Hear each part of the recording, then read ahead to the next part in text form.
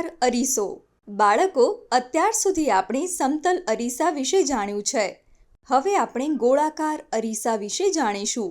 આ અરીસો ગોળાકાર પરાવર્તક સપાટીનો એક ભાગ હોય છે. તેનું ક્રોસ સેક્શન ગોળાકાર પાંદડા જેવું દેખાય છે. કાચની કોઈ એક સપાટી પર પરાવર્તક પડ ચડાવીને તે સપાટીને ચમકદાર અને પરાવર્તક એટલે કે રિફ્લેક્ટિવ બનાવવામાં આવે છે. તમે મોટરસાયકલ, કારમાં લગાવેલ અરીસા તો જોયા હશે. આ અરીસાનો શું ઉપયોગ થાય છે? ગાડી ચલાવનારને એટલે કે ડ્રાઈવરને પાછળથી આવતા વાહન દેખાય છે.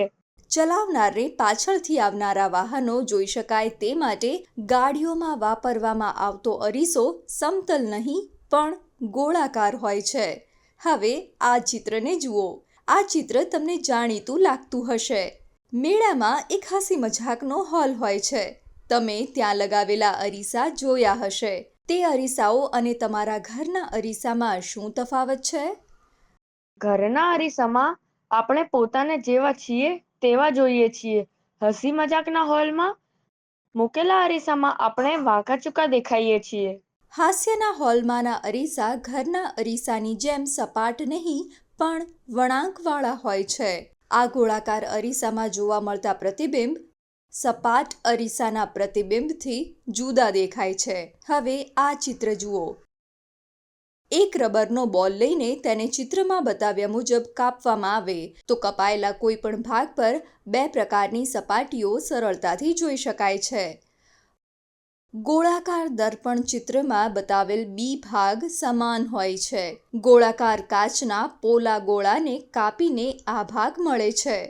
ગોળાકાર અરીસાઓને તેમની અંદર કે બહારના ભાગ પર કોઈ ચમકતા પદાર્થનો લેપ કરીને બનાવાય છે. આમાંથી પ્રકાશ અંદરની કે બહારની સપાટીથી પરાવર્તિત થાય છે. તેના આધારે અરીસાઓને બે પ્રકારોમાં વિભાજિત કરવામાં આવે છે: અંતર્મુખ અરીસો અને બહિર્મુખ અરીસો. અંતર્મુખ અરીસો કોન્કેવ મિરર. જે ગોળાકાર અરીસાની અંતર્મુખ સપાટી પરાવર્તક હોય છે તેને અંતર્મુખ અરીસો કહે છે.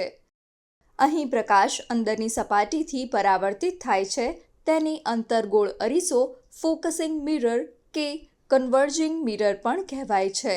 આને અવતલ દર્પણ પણ કહેવામાં આવે છે કેમ કે મુખ્ય ધરીની સમાનાંતર કિરણો પરાવર્તન થયા પછી એક બિંદુ પર અંતર્ગોળ એટલે કે ફોકસ થઈ જાય છે. બહિર્મુખી અરીસો કોન્વેક્સ મિરર. આ ગોળાકાર અરીસો જેની બાહ્ય સપાટી પરાવર્તક હોય છે તેને બહિર્મુખ અરીસો કહે છે. અહીં પ્રકાશ બહારની સપાટીથી પરાવર્તિત થાય છે તેને વિખેરતો અરીસો ડિસ્પર્ઝિંગ કે ડાયવર્જિંગ મિરર પણ કહે છે કેમ કે મુખ્ય ધરીથી સમાંતર આવવાવાળા કિરણ પરાવર્તન થાય તે પછી અપસરિત એટલે કે ફેલાય છે. તેથી તેને ડિસ્પર્સ હોય છે.